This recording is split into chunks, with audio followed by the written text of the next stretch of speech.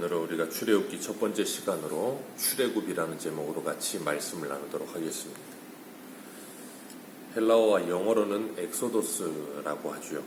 탈출이라는 뜻입니다. 우리말 성경은 출애굽기라고 표현합니다. 애굽에서 애굽에서 나간다라고 제목을 정했습니다. 성경 전체의 내용이 이 출애굽을 상징하고 있습니다. 그래서 이 세상이라고 지칭하는 이 세상 전체를 축약한 애국과 같은 곳에서 하나님께서 하나님의 백성들을 불러내시고 하나님의 구원을 그들에게 가르치시는 모습이 성경 전체의 내용이에요. 세상 모든 사람들이 살고 있는 생활의 방식과 그들의 가고 있는 길과 그들이 가지고 있는 가치와 모든 사상에서부터 벗어나서 하나님의 백성답게 그리고 그리스도의 제자답게 살아야 하는 것이 무엇인지를 가르치셔서 우리를 구원하시고 죄의 지배로부터 우리를 해방시키시며 우리로 하여금 참된 자유를 얻도록 하나님께서 출애굽시키시는 것이 하나님의 구원입니다. 그래서 출애굽할 때 6월절 어린 양을 잡아서 그 양을 먹고 이스라엘 백성들이 나오듯이 그 6월절 어린 양 대신 예수 그리스도로 말미암아 우리가 구원받음을 말씀해 주십니다.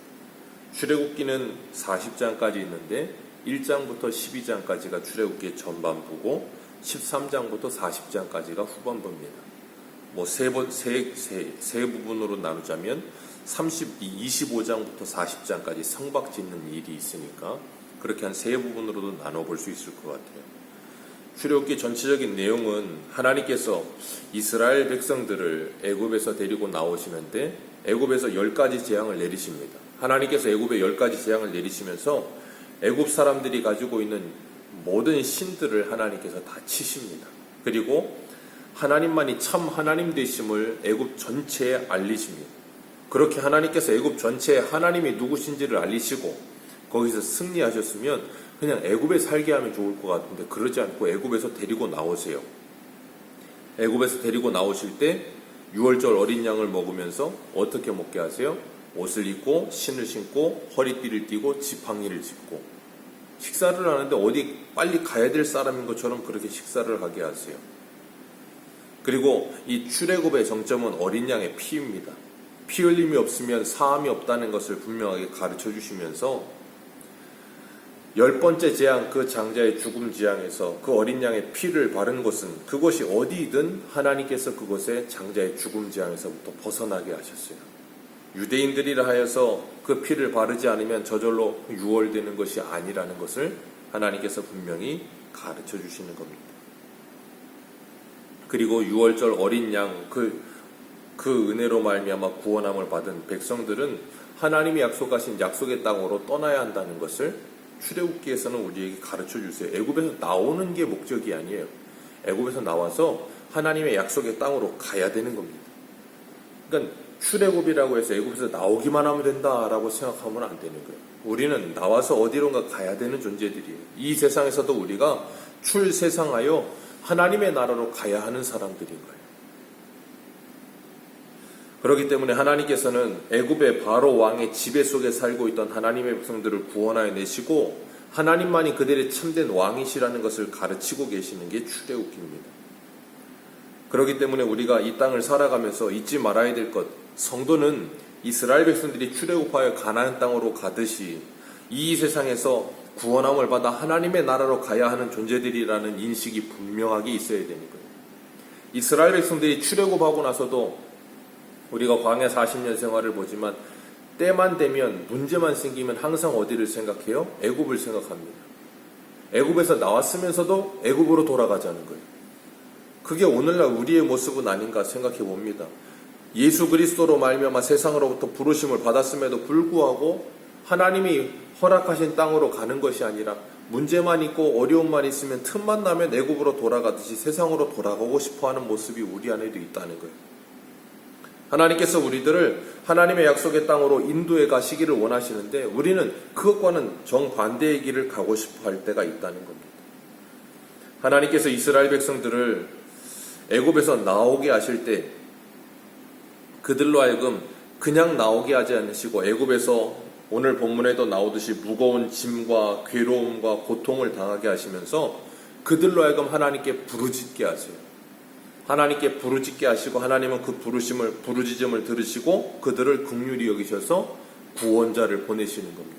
그게 하나님의 구원의 이 그림이라는 걸 우리에게 보여주고 계십니다. 그리고 하나님께서 그 하나님의 구원으로 말미암아 우리가 어떻게 하나님의 놀라운 은혜를 누리고 사는지를 깨닫게 하시는 거예요. 그런데 이스라엘 백성들은 그들이 애굽에서 이런 괴로움, 국고성 비돔과 라암셋을 쌓고 그리고 농사와 벽돌 굽기와 이 괴로운 수많은 일들을 하니까 부르짖었어요. 하나님 우리를 이 어려움에서 건져 주옵소서. 근데 중요한 건 뭐냐면 그들이 그 어려움에서 벗어나고 싶었지 애굽에서 나가고 싶진 않았다는 거예요. 왜 그런가 하면 그들이 애굽에서 나가려는 마음을 가졌었다면 모세와 함께 나가는 걸 기뻐했어야겠죠. 그런데 모세가 바로에게 가서 이 백성들을 데리고 나가게 해달라고 할 때 너희들이 시간이 많아 그런다 그러면서 뭐라 그러는가 하면 백성들에게 더 괴로운 일을 시켜요. 집을 주지 않고 벽돌을 만들게 하고 더 많은 일을 시키니까 나중에 백성들이 모세를 원망합니다. 왜 와서 우리를 괴롭게 하느냐고.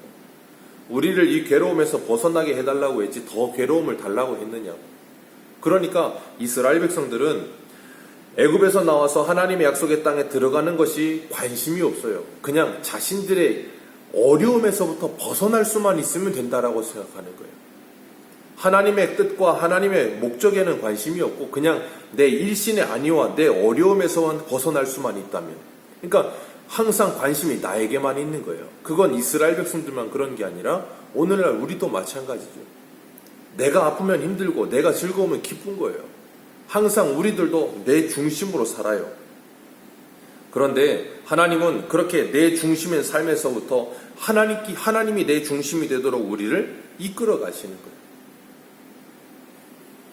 그래서 하나님께서 그들을 애굽에서 데리고 나오시기에 모든 이 환경을 조성해 가시는 거예요. 그래서 요셉을 알지 못하는 새 왕이 나타나게 하고 그로 말미암아 이스라엘 백성들이 어려움을 당하게 하고 그런 모든 일련의 일들이 하나님의 구원의 작업 속에 있어요. 그리고 그 모든 일들이 하나님이 창세기 15장에 아브라함에게 언약하셨던 그 언약을 성취하기 위한 과정 속에 있는 거예요. 그렇기 때문에 하나님께서는 오늘 본문에 1절에 야곱과 함께 각각 자기의 가족을 데리고 애굽에 이른 이스라엘의 아들들의 이름은 이러하니라 하면서 이스라엘의 70명의 가족들의 이름을 소개합니다. 그러면서 뭘 하고 있는가 하면 창세기와 연결되고 있음을 이야기해요. 그 말은 뭐냐면 창세기의 끝이 누가 죽음으로 끝나요? 요셉이 죽음으로 끝납니다. 그런데 요셉의 죽음으로 모든 것 끝나는 게 아니라 하나님은 하나님의 언약을 이루시기에 모든 일을 지금도 뭐하고 계신다는 거예요? 진행하고 계신다라는 걸 우리에게 가르치고 계시는 겁니다. 그래서 이 이스라엘 백성들을 애굽에다 집어넣으시고 마치 애굽을 모판 삼으셔서 거기에서 하나님의 백성들을 양육하세요. 애굽 안에서. 그래서 하나님께서 아브라함과 이삭과 야곱과 요셉에게 말씀하셨던 하늘의 별같이 바다의 모래와 같이 하나님의 백성들이 많아질 것이다. 네 후손이 많아질 것이다 하셨던 그 말씀이 애굽에서 일어나게 하세요. 그래서 7절 말씀 우리 같이 한번 읽습니다. 7절입니다. 시작. 이스라엘 자손은 생육하고 불어나 번성하고 명을 강하여 온 땅을 가득하게 될 거야. 아멘. 처음 애굽에 내려올 때 5절에는 70명이라 그랬어요. 그런데 7절에 보니까 생육하고 번성하여 매우 강하여 온 땅에 가득하게 됐고 이 애굽의 바로 왕마저도 두려워할 만큼의 숫자가 된 거예요. 나중에는 출애굽할 때 이 숫자를 계수해 보니까 20세 이상으로 전쟁에 나갈 수 있는 남자의 숫자가 60만 3,550명. 여자까지 아내까지 합치면 120만. 아이 하나를 낳았으면 180만. 부모가 있으면 200만이 훌쩍 넘는. 정말 그 당시에 200만이라는 숫자는 정말로 말도 안 될 만큼 어마어마한 숫자입니다. 하나님께서 그렇게 만드시는 거예요. 하나님의 언약의 말씀을 이 430년 만에 애굽에서 일어나게 하시는 거예요. 그러니까 하나님이 이 일을 하나님의 언약을 왜 애굽에서 시키시는가? 애굽이 아니고 다른 곳에서 하시면 안 되는가? 아니요. 하나님께서 그렇게 정하셨어요. 아브라함에게 이미 그렇게 하시겠다고 언약하셨어요. 그리고 그 언약하신 대로 그 모든 일들이 되어지게 하시는 겁니다. 그렇기 때문에 하나님께서 아브라함에게 언약하신 그 말씀이 이삭에게 언약이 전달되고 이삭에게 전달된 그 언약이 야곱에게 전달되고, 야곱에게 전달된 그 언약이 요셉에게 전달돼요. 근데 요셉도 죽을 때 뭐라 그러냐면 유언하기를, 내 해골을 여기에 그냥 내버려 두지 말고 하나님이 너희들을 권고하셔서 약속의 땅에 데려가실 텐데 그때 내 해골을 가져다 거기다 묻어달라고까지 이야기를 해요. 그러니까 하나님의 언약을 하셨는데 그 언약은 아브라함 때도 이삭 때도 야곱 때도 요셉 때도 일어나지 않아요. 성취되지 않는단 말이에요. 그리고 나중에 모세 때에 와서 그 언약이 성취돼요. 모세도 그 약속의 땅에 들어가지는 못해요. 우리가 이걸 보면서 기억해야 할 게 뭔가 하면, 우리는 모두가 다 하나님의 구원의 원대한 계획 속에 들어있는 과정과 한 부분 속에 있다는 거예요. 아브라함은 아브라함으로서의 과정이 있는 거고, 이삭은 이삭대로, 야곱은 야곱대로, 요셉은 요셉대로의 과정이 있는 거예요. 그러니까 우리가 잊지 말아야 될 건 하나님의 언약이 내 때에 모두 다 이루어져야 된다는 생각을 버려야 되는 거예요. 우리는 그 모든 과정 속에서 하나님이 우리 한 사람 한 사람을 사용하셔서 하나님의 뜻이 아름답게 이루어지게 하신다는 거예요.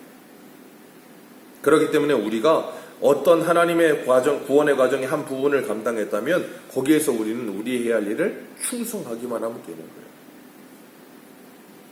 애굽의 국민보다 히브리 사람들이 더 많아지니까 바로가 두려워하기 시작합니다. 이 백성이 전쟁이 났을 때 우리 대적들과 합하여서 우리를 이기고 이 땅에서 벗어나면 어떻게 하느냐, 그러면서 한 일이 뭔가 하면 무거운 짐을 지워서 그들로 하여금 중노동을 시키지요.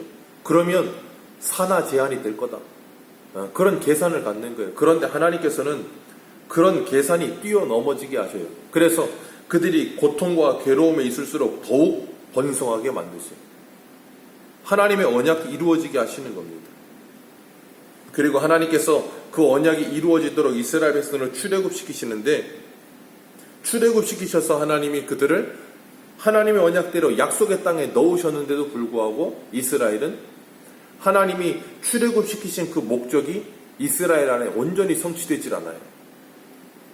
호세아 11장 1절과 2절을 보면 이렇게 말씀하세요. 이스라엘의 어렸을 때에 내가 사랑하여 내 아들을 애굽에서 불러내었거늘 선지자들이 저희를 부를수록 점점 멀리하고 바알들에게 제사하며 아로새긴 우상을 분향하였느니라. 애굽에서 불러내어서 선지자들이 저희들을 불렀는데 저희들은 그 애굽에서 불러내 약속의 땅에 들어가서도 점점 더 우상 숭배로 가득했다는 거예요. 그렇게 해서 하나님이 그들을 출애굽시키시겠다 하셨던 그 하나님의 구원 계획이 완성되질 않아요. 분명히 애굽에서 나오기는 했고 가나안 땅에 들어가기는 했어요. 그런데 가나안 땅에 들어가서도 그들은 여전히 우상 숭배를 합니다. 그래서 사사기의 400년이 지나고 왕정 시대가 지나고 바벨론의 포로가 지나고 돌아와서도 말라기에 보면 또 그들은 뭐예요?